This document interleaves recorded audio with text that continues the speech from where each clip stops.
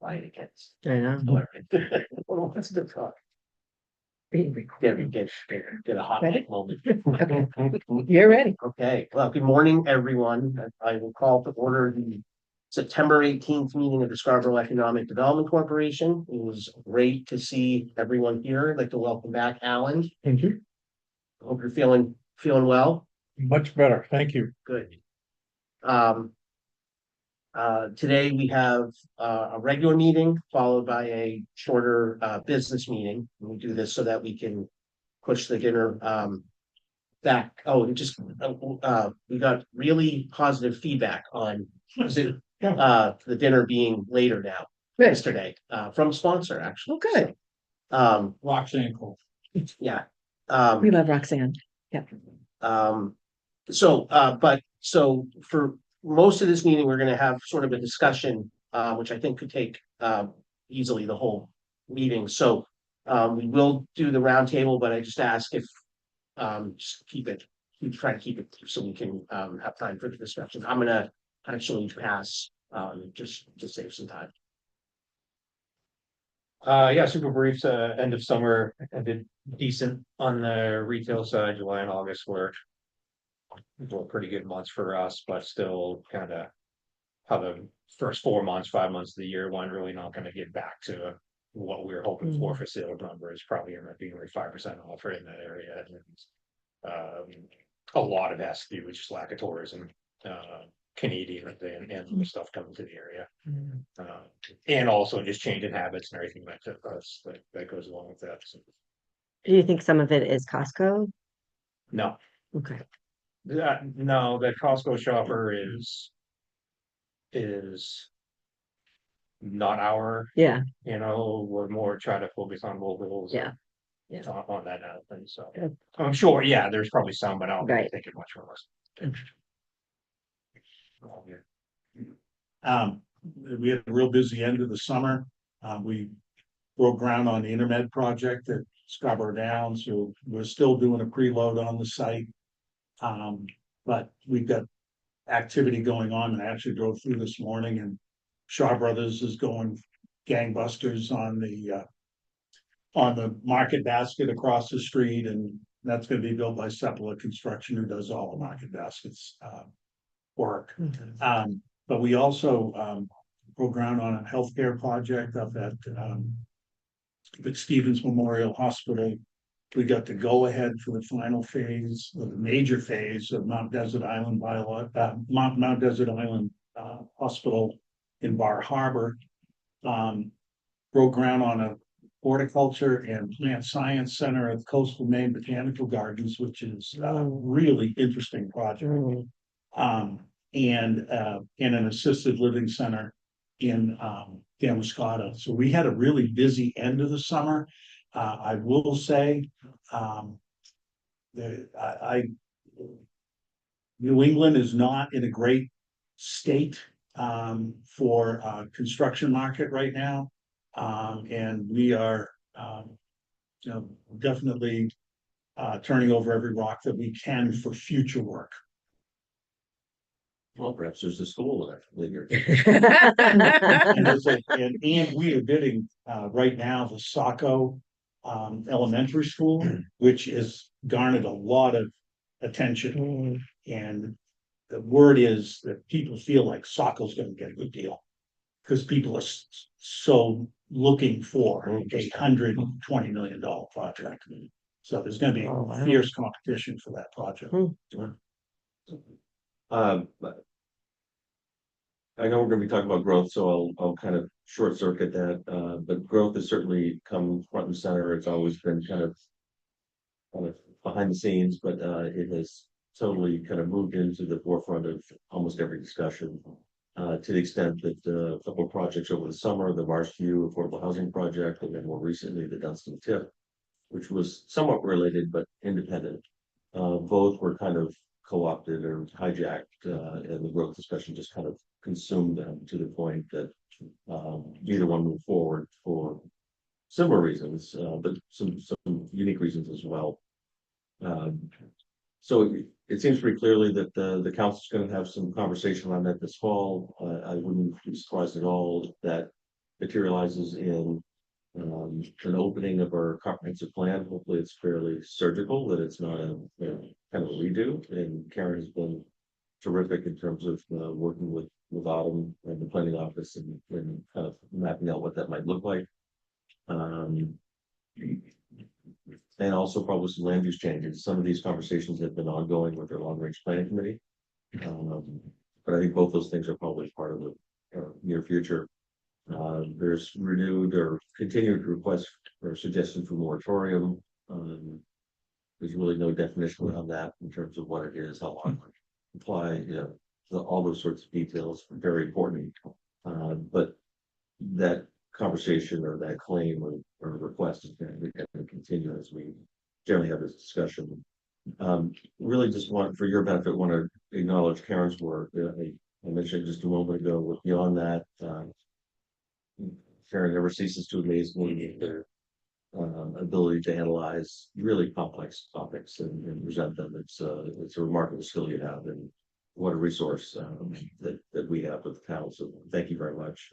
And that work is just currently dealing with school impact fees, better understanding and articulating the shelter benefits of TIFs. This is pretty heavy stuff that no one's doing, frankly, in large part, and Karen's really tackled it and doing a good job. Two final things. One of my goals as a manager, as a resident, I guess, is really around finding things we can do to enhance community, and that that could take shape in all sorts of ways. Simple things like beautification projects, along the Route 1 corridor. It's long been a passion project of mine that have not advanced, but it is what it is. We're going to be sitting in that traffic. We might be looking at something nice, and there's also some other practical benefits for stormwater and water quality. So that's something that I think we'll be rolling out. Again, credit to Karen.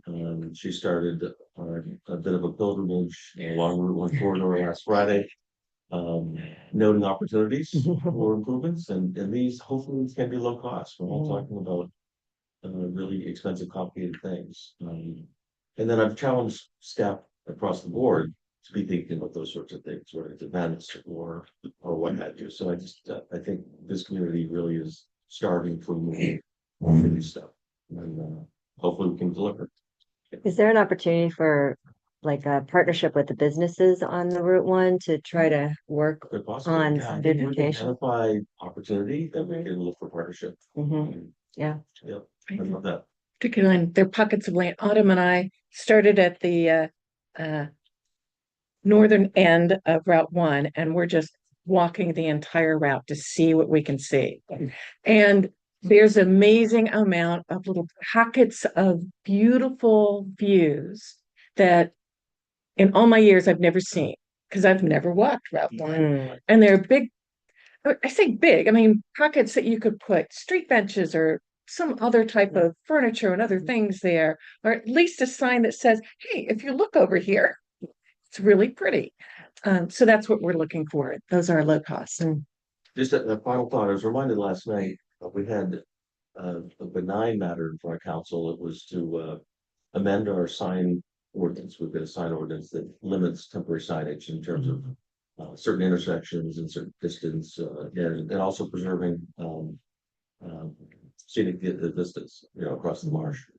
I think it was well thought out. They were looking to add Scarborough Downs on either end, Route 1 Pink Road, which I think is appropriate. Those roads all of a sudden, at the time the ordinance was drafted, weren't popular, and now they are. So I think it was just a natural extension, but the vitriol out of some, just because and then here we are catering to the Downs again, was the message. no. Just terrible. So I was just reminded, I think that is there. Very low below the surface for a lot of our residents, and I don't know that we have anything to say or do about it, but I think there's some image issues that need to be recognized and hopefully addressed. I don't see the Downs doing much of it themselves. We're just kind of going about their business, and in part, I understand it, but make no mistake, there is a segment of our community that just anything Downs related, regardless of how appropriate, uh, is quickly turned into this, uh, corporate favors or, so it's there alive and well. Hey, Tom, just unrelated, just, I noticed some people working on medians just north of Scarborough Downs on Route 1. Is there any work that's coming up? We do have a project that we have to bid on. It's the segment of island, if you will, from Scarborough Downs Road to, is it Millbrook? That first segment heading north. Yeah, that's where I saw. And that will be it's essentially a stormwater water quality project, but it will also provide some vegetation in the island. And for those of us, as we all do, travel on Route 1, those islands just are a weed haven, and that's my nemesis. My blood boils every time I see them. So the crews get out there a couple weeks back and did clean them up, but it's just a persistent problem. So we don't have adequate budget for seniors. We only had one bidder, so we're gonna get back to bid to see if we can garner some more activity and better pricing. But that is kind of the first test case, if you will. So I know just to get that underway. It's good. I'll just mention, I appreciate that you talked about the community building as part of your planning and conversations. I just happened to have this conversation with some parents at a soccer practice last week about how the town doesn't feel like it has its own things, and there doesn't feel like a place where people can go to say, we'd like to have a block party, or we'd like to have a little parade celebrating something unique to us, and whether there could be a permanent committee or something. It just became this really cool conversation that I wasn't going to mention here until I just heard you say it. So otherwise, I'm retired from public service. I was in a couple months ago, so bring the reason in. So I'll have fewer county updates moving forward, but hopefully more walking around town stuff. That's great. I'll talk primarily about the Long Range Planning Committee. We have had, I think, an amazingly slow amount of new requests that have come in, which has been good because it's allowing us to focus on the comp plan. And one of the things that we're looking at right now, which is I was a little hesitant about when I first heard it. Now that I'm into it, I'm really liking what we're doing. We basically have said, what if we could take a blank piece of paper and look at the property that we have around Scarborough, forget the buildings that are there, which you can't, obviously, and then just say, what would we like it to look like? What would we like zoning to be in districts that we currently don't have a name for, or if we could rename them, how would we rename them, and what kind of uses and buildings and setbacks and heights would we like in those given areas? So I feel there's going to be some good things come out of this process in the end that will impact zoning in various areas. And just by trying to take that blank paper look at things and say, if you had a business area, how would you want that business area to look? And that's what we're working towards. I'm sure it'll take us a few more months to be able to come up with what that plan looks like, and then to physically put the boundaries around it so that we can prepare it to bring it to council. Alan, I should say the exercise that you undertook last week, and I think will continue, we intend to use that. We're kind of testing it with the long range and Yep. kind of perfecting it, but our intent is to use a similar process into the community. Right. Over the course of the fall. So Yep. we're anxious to see if the results kind of start to match up. Yeah, The other things that you mentioned is that you have time to focus on comp plan. That's very intentional. Perhaps during a bit of your absence from the committee, there was a number of committee members that were, shall I say, annoyed with some of the requests that come to long range that kind of divert them from the other work that they should be doing, you know, these Right. zone changes and such. And so, I think going forward, you're gonna see less and less of those things and let you focus on the longer range. Yeah, more strategic issues. Yep. Yep, nope. It's good, but just know that it's out there, we're working it, and you will see it come to various areas, and we hope that everybody gets a chance to participate. Coming to a neighborhood meeting near you. Absolutely. Similar to what we did actually back for the 2006 plan, when we changed the zoning. I mean, we went out into the community and to the zoned or the areas that we physically were looking to rezone at that time. And brought members of the community in and worked with them and got their input as well. And got it incorporated into the new zoning plan. So I think that, you know, hopefully when it finally hits council for approval, it'll go somewhat smoother because members of the community will have already seen it, had a chance to talk about it, discuss it, and provide their input. So, Quick aside, the 2006 plan, I think, was really monumental for us for comp plan. The plan wasn't necessarily, but the work you did after to implement that plan, I think was really what we're seeing the fruits of that labor. We unearthed the 1964 version of the comp plan. The map, in terms of designated growth areas, it is almost carbon copies of what we have currently from 64, wow. Wow. which gives some comfort that these aren't brand new ideas. These have been around for 50 Yeah. years.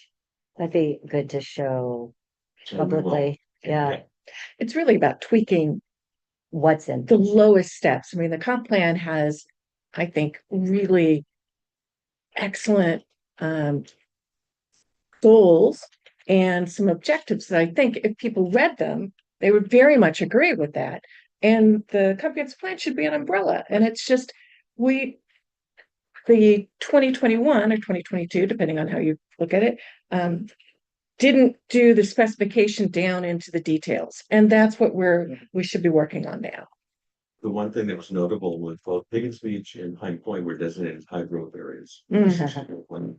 And to some extent, they're still noted as growth potential in the current plan to a lesser extent.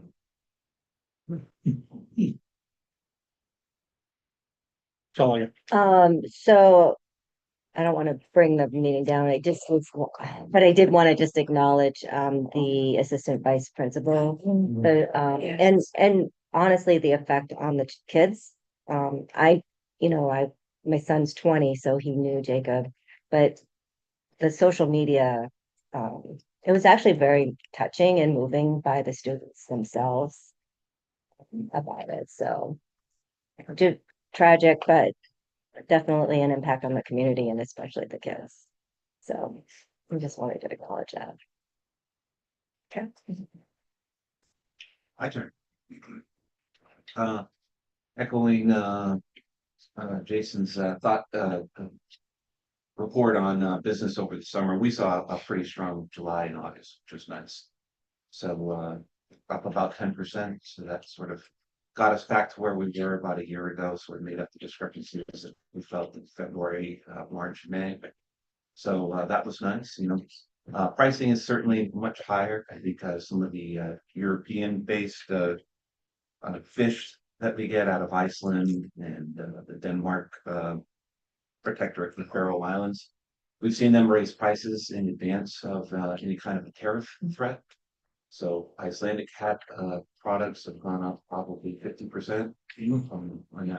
We're somewhere around like $9 a pound or so raw to $14, $15. So that's a lot. It seems like the public is understanding.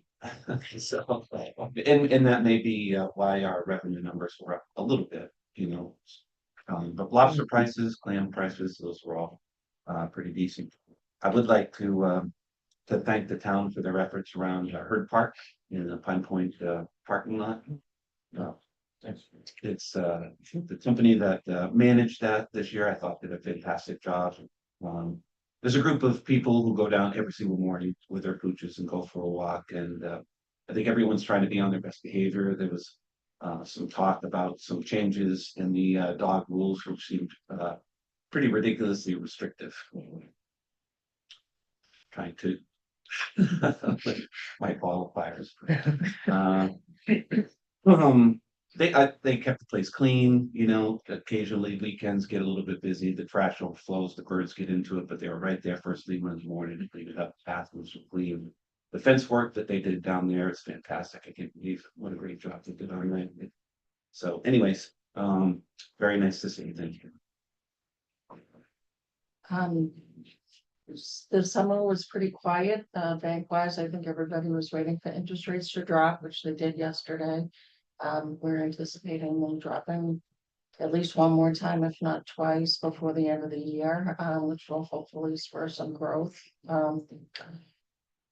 To address the community issue, it kind of popped into my head when you were talking about it. We have the 250th anniversary of our country next year. Is there some sort of townwide celebration we could consider? I know growing up as a kid, because I'm old, the 200th, the 200th happened, and my town had a great big bonfire, and there were all kinds of fireworks and all kinds of fun things to bring on the patriotism. So I don't know if that's something that's been tossed around, but I would love to see that. And that's all I got. There's no one online, right? No. Okay. All right, well, thank you, everyone. Oh, so approval, we're gonna do approvals Yes. quick, okay. Um. First is to approve the July meeting summary. Any questions or comments about that? I get a motion to approve the July meeting summary, Move to approve. Seconded. all in favor? Okay. The current financial report, Karen, anything to touch on before we? I think so, pretty standard. Just We do have, one thing I can't remember, that's just the time to adjourn. We seem to be missing a digit for it. Okay. There'll be something. thank you. If everyone's amenable, we'll correct that without a second I vote. thought that too, Tal, I just. Critical to know with that. Yes. Something my wife would catch. Yes, yes. Right, so the only big thing is we do have, in the first month of the season, we generally are paying annual subscription, so that's why you see in the marketing piece, that's a fairly big expense in the beginning. But that's Placer AI and a couple of other things. Any questions or comments on the financial report? Motion to approve, so move, Second. all in favor? And then Just an just. approving this, or is this just? No, it Okay, doesn't have yeah. to be, sorry, that doesn't have to be approved, but just a heads up that we are now working with the town's auditor. And those expenses are similar to what they were last year. With the auditor that we use. So we're really talking about somewhere in the neighborhood of $10,000 to $13,000. So a lot more than the 2,000 that we used to pay, but that apparently is the price of doing business and the price of making sure that all of the work that's done is coordinates with what the town is doing. And so the Norm has said he will look for any existing funds that he may have that he can offset some of those costs. But we may have to dip into the fund balance a little bit to pay that bill because we budgeted for 5,000, so we're gonna be a little short. But I'll know more about that. The contracts from the new auditor, town's auditor, are coming in. I'll be sending those to John so he can review. And then we'll be getting started on the audit, and hopefully we will coincide this time with the completion of the town's audit, putting us back in good timing. Karen, is there a copy of that? I don't have a copy of the budget or what you're going through now. Oh, is there another? Yes, you can share. There we go. Thank you.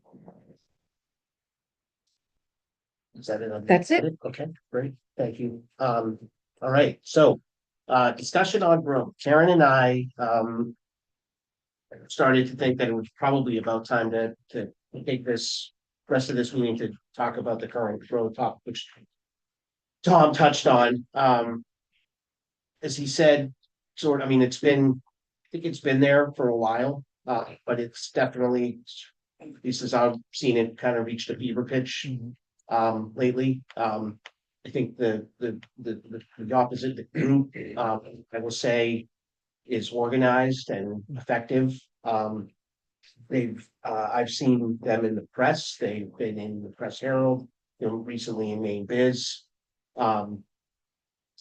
So, and to Tom's point, before it was sort of just this opposition, but in the last couple months, they've, had some wins, with some projects that have been, stopped. And so, what I want to talk about, think we should talk about is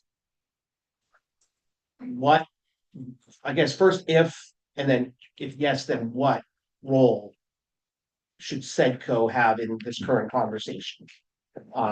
And I have always thought and continue to think it should be not so much, growth is good or growth is bad, but facts and what development means to the town. There's cons, but there's pros. One thing I've found is because I have people that I know. I mean, it's some that I'm very friendly with have brought this up. Not, I don't think, extreme, but no, it's just growing too quick. But then when you say, what I've found to say to them is, well, tell me one thing, how long have you been in Scarborough? And I'll say, well, tell me one thing that's really changed for you. And they a lot of times can't, and they'll say the schools, but as the Maine Biz article pointed out, schools, Karen often say are lower than they were, so what I think, is that the group, uses a lot of information that's not factual. And, in today's hyper divided and social media world, information can get out there so quick.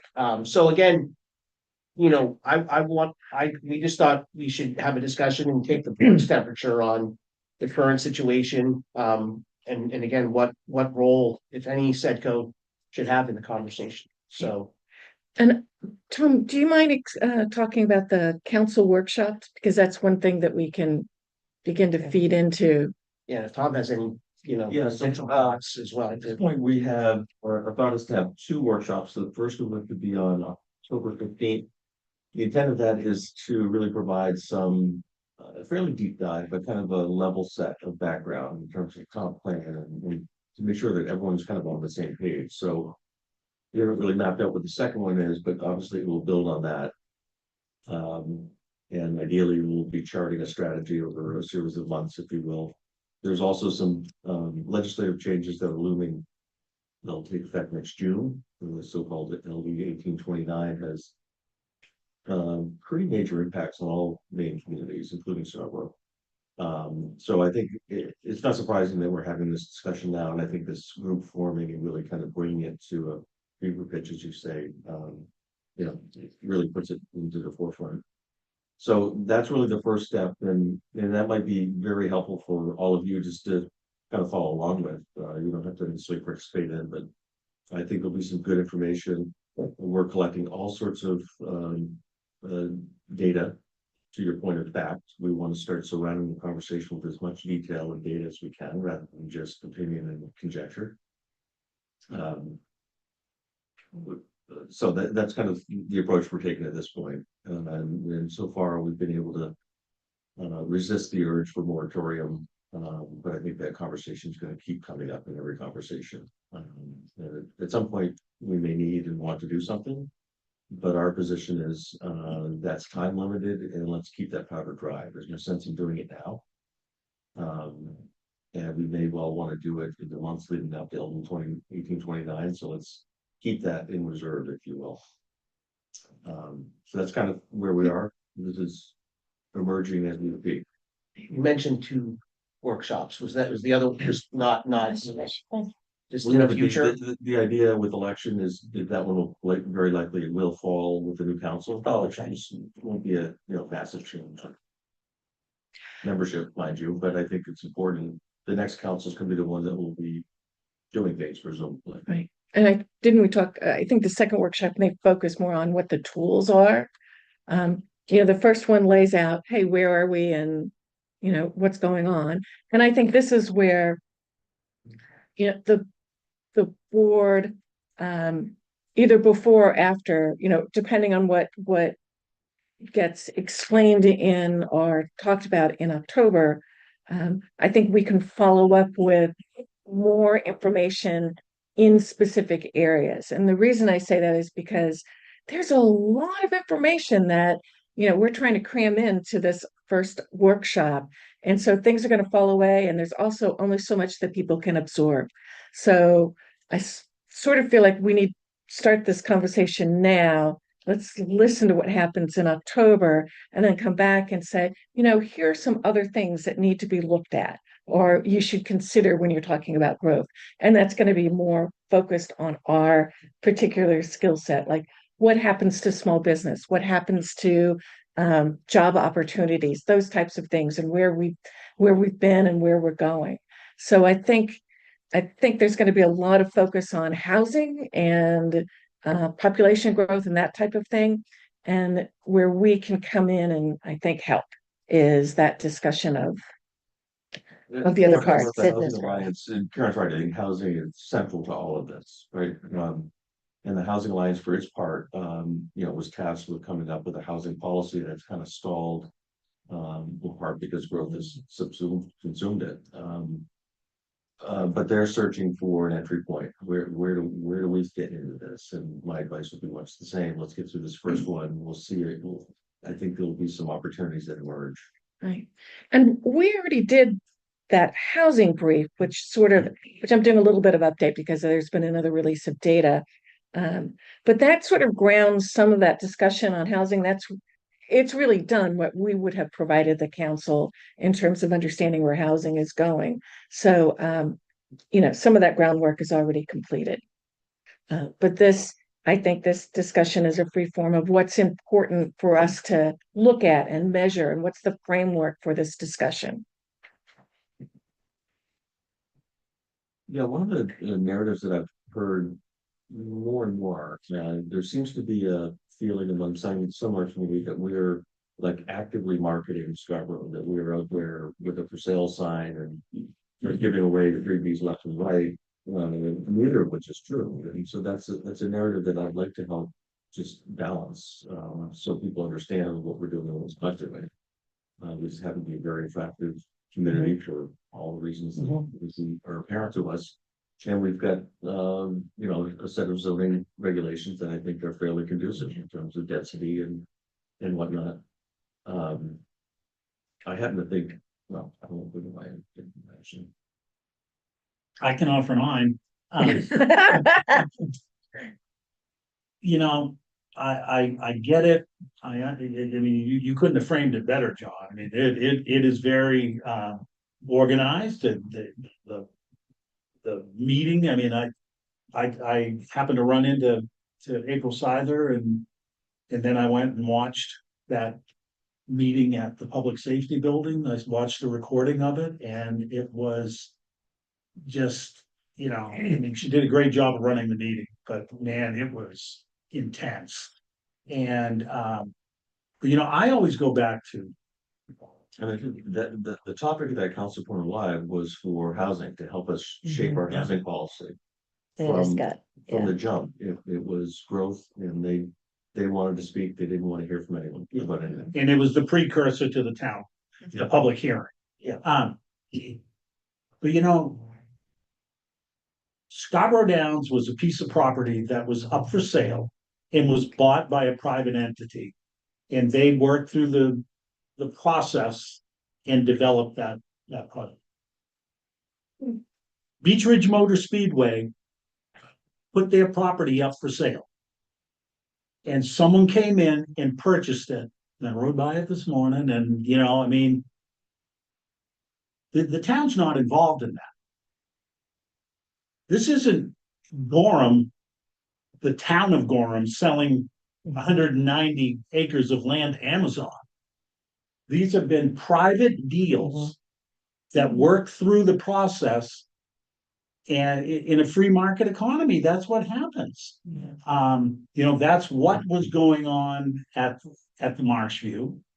I understand the resistance to the Marshview. There's a lot of people that, you know, Marsh View and didn't want to see a, you know, 4-story building or multiple buildings as it was originally.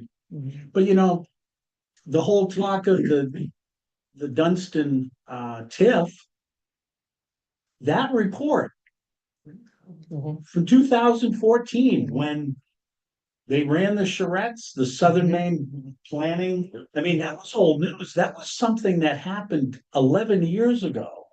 The discussions of the whole development of the Dunstan area.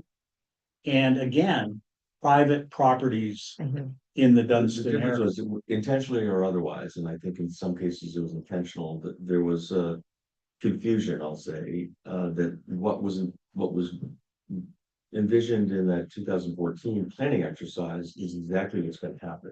And we don't have a proposal for that. And we use that, our own work, to help us understand what is the development potential of this vacant land. Right. Yeah, the difference was the 2014 work took the existing zoning, which is the same as it is now, and it extrapolated, did sort of a, not a total build out, but sort of a reasonable build out of what the area could look like under the existing zoning. And that's why we used it in the TIF plan. But as I said to Tom, in this TIF application, it doesn't matter. We could have cut those in half. The state doesn't care. The state just wanted you to say, hey, what do you think could happen out there? And so this tying of the TIF to a land use plan just isn't true. You know, It was there's very some, convenient for those. Yeah. yeah.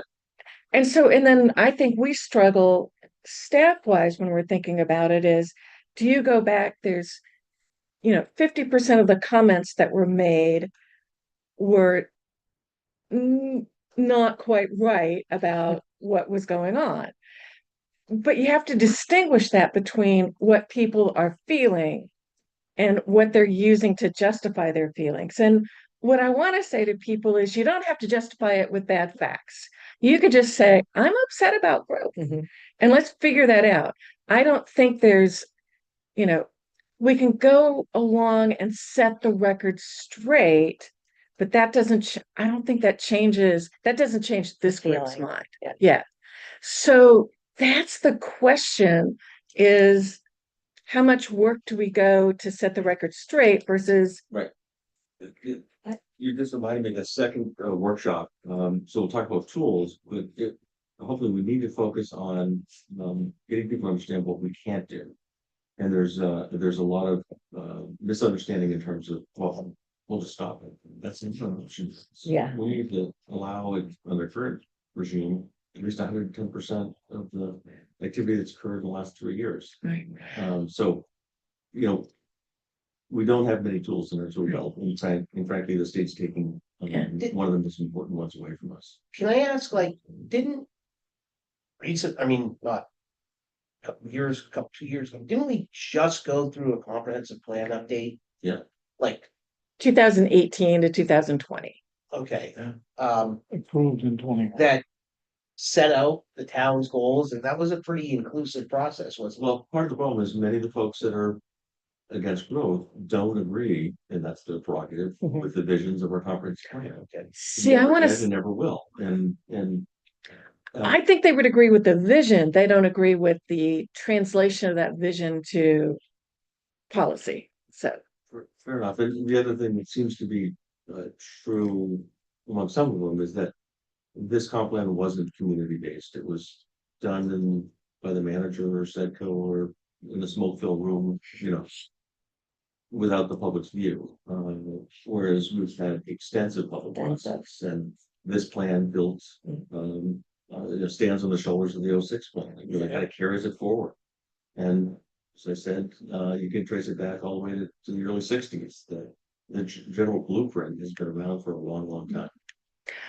I just, it's one thing, because I've been going back 40 years to look, for the October presentations. Since we're 40 years old, I went back to the mid 1980s to look at things. And I just want to read you something from the annual report in 1985. This is from the planner/engineer, Charlie Anderson.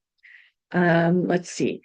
The board reviewed 29 residential proposals, 24 commercial industrial proposals, 3 zone changes, 15 zoning board recommendations, 1 street exception, 3 street vacations. Under the burden of this workload, it is difficult to sometimes acknowledge the long-range planning, which is so important to the future of our community. And the planning board chair says, we have this feeling of being swamped. And this is 1985.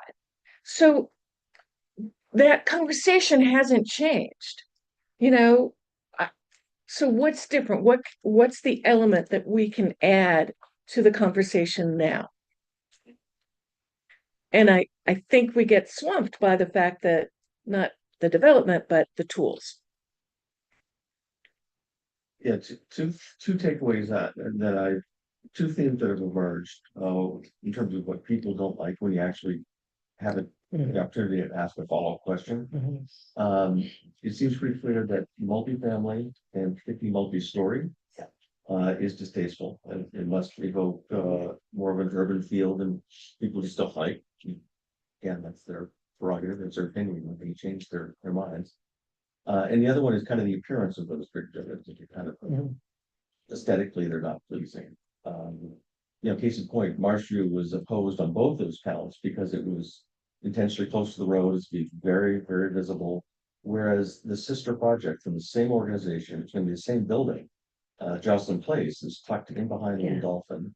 I never hear peep about it because no one can see it. Yeah. And 8 Corners is the other one that keeps coming up, that it's kind of in your face, it's close to the road. By design, by design. So Private property. So that we we can sold. store more land in the rear, better for the environment. I think there's lots of good reasons for that. And the other one resoundingly is traffic. That everyone has experience and opinion, right? We're all living it. And so I think that's a strategy. Is we're not going to be able to stop what's going on. It's been going on for decades in this town. But is there things we can be more proactive about in terms of it's not just managing or it's kind of living with it, making that experience better. From a traffic perspective, the town could take the lead and do projects prospectively and then pay ourselves back with impact fees rather than kind of waiting for private development to do what he's here and he's there, or save enough money through impact fees that frankly is never enough to do the project that needs to be done. So I think that might be that should be part of the conversation, is that do we step in and try to solve some of these problems prospectively before they would happen at once. Yeah. And the problem that probably speaks to us more than anything else is that one of the key tools to doing that is the tax increment financing districts. But they are tainted with this sense of if you have a TIF, then you're attracting growth.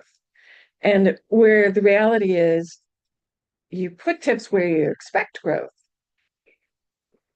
And it's chicken or the egg. Is that TIF attracting growth and making growth happen? And sometimes it does, depending on the tools that you use within the TIF. But in general, let's be honest. I mean, if you look at the state law, TIFs are economic development incentive too. It's supposed to be. We were not proposing to use it as such here, but it's nearly impossible to divorce from that. Yeah. We were doing it for financial reasons, to shelter Right. rights. But there's no question in 95% of the cases, TIFs are used to incentivize development. And I think that's a tough thing too, when you think about, we have to fund our own schools here. Right. We have to bear the burden of, that the school project that's gonna be coming forward. And I thought on the last time, TIFs are difficult to understand.